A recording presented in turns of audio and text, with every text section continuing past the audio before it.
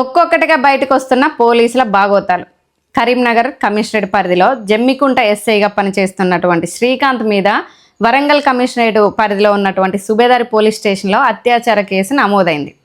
ఏంటి అని పూర్తి వివరాల్లోకి వెళ్తే, ఫేస్బుక్ ద్వారా ఒక అమ్మాయితో పరిచయం ఏర్పరచుకొని హన్మకొండ వచ్చినప్పుడు తన ఇంటి లొకేషన్ పంపించాలని కోరినప్పుడు ఆ అమ్మాయి ఫస్ట్ నిరాకరించినప్పుడే తర్వాత పంపింది. కానీ ఇంటికి వెళ్ళి మాట్లాడుతున్న సమయంలో తన మీద అత్యాచారానికి పాల్పడ్డాడంటూ తన మీద కేసు ఫైల్ చేయగా అది నిజమని తేలి తనని సస్పెండ్ చేశారు. ఇవాళ ఇదేం కొత్తది కాదు. గతంలో మిల్స్ కాలనీలో సిఐ కానివ్వండి, ఎస్ఐలు కానివ్వండి సస్పెండ్ చేశారు కొంతకాలం క్రితం. మొన్న 10 రోజుల క్రితం ఆత్మకూరు ఎస్ఐని సస్పెండ్ చేశారు.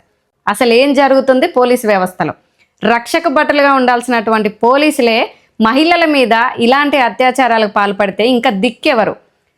న్యాయం కోసం పోలీస్ స్టేషన్కి వెళ్ళినటువంటి బాధితులను కూడా వదులుతలేరు వీళ్ళు. మీలాంటి వాళ్ళ వల్ల నిజాయితీగా కష్టపడి పనిచేసే పోలీసులకి వాల్యూ లేకుండా పోతుంది. అసలు పోలీస్ స్టేషన్కి బాధితులు కానీ మహిళలు కానీ ఎవరైనా రావాలంటే భయపడే పరిస్థితి మీరు తీసుకొస్తున్నారు. వరుసగా వరంగల్ కమిషనరేట్ పరిధిలో ఈ సస్పెండ్ వేటు వల్ల ఉన్నతాధికారుల్లో చర్చ జరుగుతుంది. ఎస్ఐల ఈ నిర్వాకాల మీద చాలా హాట్ టాపిక్గానే నడుస్తుందని చెప్పుకోవాలి.